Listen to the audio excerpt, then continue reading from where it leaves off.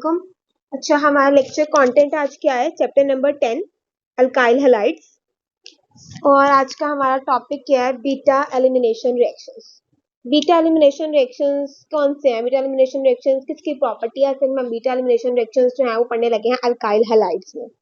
और beta elimination reaction हम alkyl halides में क्यों पढ़े? क्योंकि पिछले दिनों बल्कि जो हमने कल टॉपिक पढ़ा, लेक्चर पढ़ा, उसमें हमने ये बात की थी कि अल्काइल हैलाइड्स जो है वो दो तरह के रिएक्शंस परफॉर्म करते हैं। एक होते हैं सब्स्टिट्यूशन रिएक्शंस और एक होते हैं बीटा एलिमिनेशन रिएक्शंस। ठीक हो गया? अब जो हम पढ़ने लगे हैं वो है एलिमिनेशन रिएक्शन। और एलिमिनेशन रिएक्शन में है क्या चीज? एलिमिनेशन रिएक्शन होता है, असल में एलिमिनेशन रिएक्शन चैप्टर 8 में ऑर्गेनिक केमिस्ट्री में पढ़ा है कि वो अल्कीन्स की प्रॉपर्टी है। अल्कीन्स की प्रॉपर्टी है, उसका मतलब क्या है कि उसके रिजल्ट में, इन रिएक्शंस के रिजल्ट में हमारे पास अल्कीन बनता है। इसमें होता क्या है, हमने HX को रिमूव करना। HX का रिमूवल का मतलब है एक साइड से हमने हाइड्रोजन को रिमूव करना और एक साइड से हम लोगों ने X को रिमूव करना। और एज अ रिजल्ट हमारे पास जो बनेगा वो क्या होगा? रिमूव करना अल्काइल हैलाइड्स में से, और इसके रिजल्ट में हमारे पास क्या बनेगा? अल्कीन। ठीक हो गया? जैसे हम पढ़ने लगे हैं, पहले इसके दो टाइप्स हैं, E1 और E2। थोड़ी सी मैं आपको डिफरेंस बताऊंगी पहले सब्स्टिट्यूशन और एलिमिनेशन रिएक्शन में, कि सब्स्टिट्यूशन और एलिमिनेशन रिएक्शन में फर्क क्या है। दोनों होंगे न्यूक्लियोफाइल से, ठीक है, दोनों में अटैक न्यूक्लियोफाइल नहीं करना है, लेकिन होगा क्या? पहले सब्स्टिट्यूशन रिएक्शन में न्यूक्लियोफाइल जो था वो सब्स्टिट्यूशन करवा रहा था, ठीक है, मतलब न्यूक्लियोफाइल आता था और उसकी उस एक स्पेसिफिक एटम या ग्रुप की जगह पे लग जाता था और उसको वहां से निकाल देता था, यही होता था ना। और एलिमिनेशन रिएक्शन में क्या होगा कि न्यूक्लियोफाइल अटैक करेगा और उसके रिजल्ट में वो उसको निकाल ही देगा, ठीक है, उसको प्रॉपर तरीके से निकाल देगा और इसके रिजल्ट में अल्कीन को बनाएगा, ठीक है। इधर सब्स्टिट्यूशन नहीं हो रही कि एक आया और एक ने उसकी जगह ले ली और दूसरा निकल गया, नहीं, ऐसा नहीं है। यहाँ पर क्या हो रहा है? एलिमिनेशन हो रही है, दोनों तरफ से एलिमिनेट हो रही चीजें निकल रही है, जिसके रिजल्ट में हमारे पास अल्कीन बन रहा है। जो हम लोगों ने ये पढ़ा था सब्स्टिट्यूशन रिएक्शन, उसमें हम लोग अटैक कर रहे थे अल्फा कार्बन पे।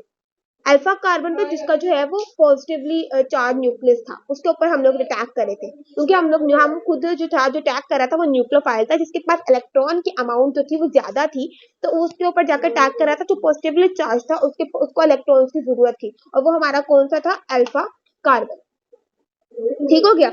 लेकिन एलिमिनेशन जो है ना वो आपकी बीटा कार्बन से होगी, बीटा कार्बन से होगी, और बीटा कार्बन से वो एलिमिनेट करने की कोशिश करेगा तो साइड से वो जो बॉन्ड्स की कमी की वजह से दूसरी जगह से भी एक एटम जो है निकल जाएगा। वो कैसे होगा वो आगे पता चल जाएगा। दैट्स द रीजन हम इसे बीटा एलिमिनेशन रिएक्शंस कह रहे हैं, क्योंकि बीटा कार्बन पे ही अटैक किया जा रहा है एलिमिनेशन रिएक्शंस में। यहाँ तक बात क्लियर हुई है? जी। अच्छा, इसकी दो टाइप्स है, E1 और E2। बिल्कुल भी डिफिकल्ट नहीं है। जिस तरह से आपने E2 पढ़ा था उसी तरह से, जिस तरह से आपने SN2 पढ़ा था इसी तरह से आपने E2 को पढ़ना है, जिस तरह आपने SN1 पढ़ा था उसी तरह से आपने E1 को पढ़ना है। बस थोड़ा सा डिफरेंस है, और वो डिफरेंस क्या है? उस केस में हमारे पास जो थे वो आपके पास सिंपल वो अल्कोहल्स टाइप बन रहे थे, लेकिन इसमें आपके पास क्या बन रहे हैं? अल्कीन बनेंगे। ठीक हो गया? बस ये फर्क। अच्छा, E2 रिएक्शन पहले सोचो, हमने जो SN2 रिएक्शन पढ़ा था उसमें हमने क्या पढ़ा था कि बॉन्ड फॉर्मेशन और बॉन्ड ब्रेकिंग साइमल्टेनियसली होगी, मतलब एक ही रिएक्शन में हो जाएगी, one step reaction. Clear? E2 reaction में क्या होगा? E2 रिएक्शन में हमारे पास क्या होगा कि न्यूक्लियोफाइल आएगा, अटैक करेगा, और जो एक एटम जिसने उसने अटैक किया उसको तो निकालेगा ही निकालेगा, ठीक है, उसको तो निकालेगा ही निकालेगा। एलिमिनेशन रिएक्शन में उसने बीटा कार्बन के हाइड्रोजन पे अटैक करना है, ठीक है, बीटा कार्बन के हाइड्रोजन पे, और बीटा कार्बन इस वजह से उसको बीटा एलिमिनेशन का नाम दिया था। अब इसे वही मैं आपको बता रही हूँ कि जिस पर वो अटैक करेगा उसको तो वो बाहर निकालेगा ही, जैसे उसने यहाँ पर इसने न्यूक्लियोफाइल ने अटैक किया इस पर, इस हाइड्रोजन पर, जो कि किसका है? बीटा कार्बन का। कैसे मैं कह रही हूँ बीटा कार्बन का है? क्योंकि ब्रोमीन फंक्शनल ग्रुप है। ब्रोमीन क्या है? Functional group. और फंक्शनल ग्रुप के साथ जो कार्बन होता है वो कौन सा कार्बन होता है? Alpha carbon. ठीक हो गया? और उसके साथ वाला जो होता है वो कौन सा होता है? Beta carbon. ठीक हो गया? तो यहाँ पर जो आपका न्यूक्लियोफाइल है उसने जिस हाइड्रोजन पर अटैक किया वो कौन सा हाइड्रोजन है? जो कि बीटा कार्बन के साथ हमारे अटैच है, ठीक है।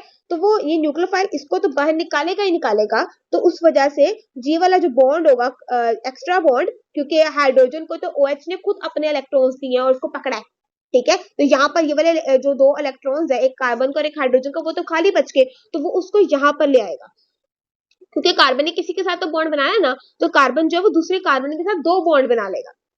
पहले जहां उसने एक बनाया हुआ था अब वो दो बना लेगा, और वो दो बनाने की वजह से जो दूसरा वाला कार्बन है ये वाला, उसके पहले 4 बॉन्ड थे, अब वो 5 बॉन्ड हो जाएंगे क्योंकि 2 बने हैं ना दरमियान में। ये बात आपको समझ आ रही है? 2 बने हैं ना, इधर जी 2 बन गए ना, तो यहाँ पर उसके 5 बॉन्ड हो जाएंगे। लेकिन 5 तो हमें मतलब हम लोग उसको मान नहीं सकते 5, क्योंकि 5 का तो रूल ही नहीं है। कार्बन की तो वैलेंसी 4 होती है, तो हमें यहाँ पर किसी ना किसी तरह से 4 बॉन्ड चाहिए। उसके लिए हम क्या करेंगे, इस ब्रोमीन को भी एलिमिनेट करवा देंगे। 2 चीजें एलिमिनेट होगी ना, एक हाइड्रोजन और एक ब्रोमीन। अल्फा कार्बन से ब्रोमीन। ब्रोमीन, अल्फा कार्बन से ब्रोमीन निकला है और बीटा कार्बन से हाइड्रोजन निकला है। ठीक है, अल्फा कार्बन से हमारे पास ब्रोमीन निकला है और बीटा कार्बन से हमारे पास हाइड्रोजन निकला है, जिसके रिजल्ट में हमारे पास अल्कीन बना। अच्छा, जरा डेफिनेशन की बात करते हैं।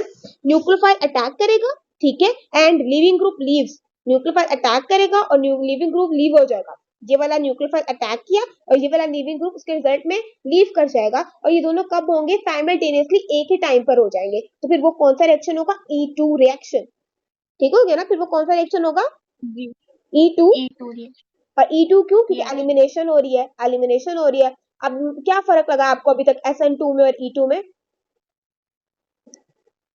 SN2 में बॉन्ड फॉर्मेशन और बॉन्ड जो है वो 2 स्टेप्स में होता है और E2 में नो साइमल्टेनियस। नो नो, आपने गलत बोला। SN2 और E2 दोनों के अंदर साइमल्टेनियसली काम होता है, मतलब एक ही स्टेप के अंदर बॉन्ड फॉर्मेशन और बॉन्ड ब्रेकिंग SN2 में होती है, और इधर एक ही स्टेप में न्यूक्लियोफाइल अटैक करता है और लिविंग ग्रुप लीव करता है और अल्कीन बनाता है, एक स्टेप में काम होता है। ठीक हो गया? जी अच्छा अच्छा, इसकी एक एग्जांपल हमारे पास है। जैसे मैंने ये CH3CH2Br है, इसको मैं क्या बोल सकती हूँ? पहली बात, मैं या तो इसको इथाइल ब्रोमाइड कह सकती हूँ, ठीक है, या तो मैं इसे इथाइल ब्रोमाइड जी कह सकती हूँ, या तो मैं इसे ब्रोमोइथेन कह सकती हूँ, है ना? ऐसा ही है ना, दो नाम मैंने जी कल आपको सिखाए जी थे। अब मैंने इसके साथ KOH को रिएक्ट किया। KOH में से जो OH है ना, वो एज अ न्यूक्लियोफाइल अटैक करेगा। जब वो न्यूक्लियोफाइल के तौर पर अटैक करेगा अल्कोहलिक पोटेशियम हाइड्रोक्साइड में से, OH जो है हाइड्रोक्साइड आयन, जब वो एक न्यूक्लियोफाइल के तौर पर अटैक करेगा, एज अ रिजल्ट हमारे पास क्या बनेगा, अल्कीन बनेगा। और हमारे पास अल्कीन बनेगा, और वो जो हाइड्रोजन, यहाँ से देखो, खुद ही देखो, अल्फा का बीटा कार्बन इन दोनों में से कौन सा है? CH3 हाँ जी, ये वाला अल्फा और ये वाला बीटा। बीटा। तो यहाँ पर इस हाइड्रोजन पर आके बेस ने अटैक किया था, तो एक हाइड्रोजन यहाँ से निकला और यहाँ से ब्रोमीन को निकलना पड़ा, तो H और Br मिलकर क्या बना दिया, HBr। और दोनों के क्योंकि यहाँ से HBr। एक बॉन्ड निकला था, इसलिए वहां पर अल्कीन बन गया। क्लियर? जी अच्छा, जी मैकेनिज्म भी इसी तरह से जो मैं आपको बता चुकी हूँ। अब मैंने यहाँ पर लिखा हुआ B/OH H2O/BH, मतलब अगर मैं अगर या तो बेस लूंगी तो B और H, क्योंकि यहाँ से बेस और हाइड्रोजन मिल रहे हैं ना, तो BH बन जाएगा। या अगर OH लूंगी तो OH और H मिलकर H2O बना देंगे, वाटर बना देंगे। ठीक हो गया? जी। अच्छा, अब मुझे जरा बताओ, क्योंकि ये SN2 रिएक्शन की तरह है, E2 रिएक्शन साइमल्टेनियसली दोनों काम हो रहे हैं, तो मुझे बताओ इसकी मॉलिक्यूलैरिटी क्या होगी? मॉलिक्यूलरिटी SN2 की 1 थी। हाँ, SN2 is a biomolecular reaction. और बायोमोलिकुलर रिएक्शन में क्या होता है, मॉलिक्यूलैरिटी 2 होती है। 2 क्यों होती है? क्योंकि मॉलिक्यूल। क्योंकि क्योंकि रेट डिटरमाइनिंग स्टेप में दो चीजें हैं, एक ये अल्काइल ब्रोमाइड और एक ये बेस। तो इसके रिजल्ट में मॉलिक्यूलैरिटी क्या होगी, 2। 2। ठीक है, और अगर हम रेट की बात करें तो रेट डिटरमाइनिंग स्टेप में हमारे पास दो चीजें हैं, इसलिए rate is directly proportional to alkyl halide और क्या, आपके पास दूसरी चीज क्या है, बेस। कांस्टेंट।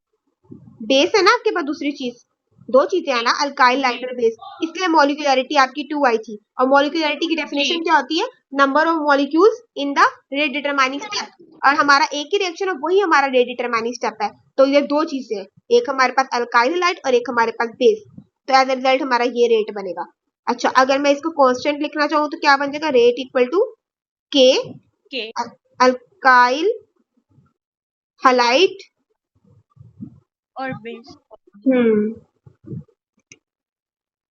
और अगर इसी में से मैं ऑर्डर बताना चाहूँ तो क्या बनेगा, क्योंकि 2 आपके पास 2। 2 है ना, तो इसका क्या बनेगा, हाँ जी सेकेंड ऑर्डर रिएक्शन। ठीक हो जी गया, सेकेंड ऑर्डर रिएक्शन। जी। अच्छा, रिएक्टिविटी मैंने किसके साथ कराई, ये कौन सा अल्काइल हैलाइड था, is it primary, secondary, tertiary? ये है प्राइमरी नहीं सेकेंडरी। शाबाश, प्राइमरी था, सही बोला था पहले। देखो हैलाइड कार्बन के साथ अटैच है, वो सिर्फ एक कार्बन के साथ आगे अटैच है, तो प्राइमरी हो गया ना। तो ये क्या है? जी। Primary primary alkyl. Alkyl halide. ठीक है, इन्हीं हेडिंग्स के साथ आपने इसको लिखना। अच्छा, तो यहाँ पर हम लोगों का E2 रिएक्शन कंप्लीट होता है। यही वजह थी हम इसे बायोमोलिकुलर इतना रिएक्शन। सही है। हाँ जी, इतना सही है बस। अब देखो E2 रिएक्शन में और SN2 रिएक्शन में कोई खास फर्क नजर आया? सिर्फ एक रिएक्शन नहीं। मैकेनिज्म के अलावा या डेफिनेशन के अलावा बाकी सब कुछ सेम था। सिर्फ तुमने जो है यहाँ पर एलिमिनेशन जी। करानी है, पहले तुमने सिर्फ सब्स्टिट्यूशन कराई थी, अब तुमने सिर्फ एलिमिनेशन करानी है। That's the thing. जी।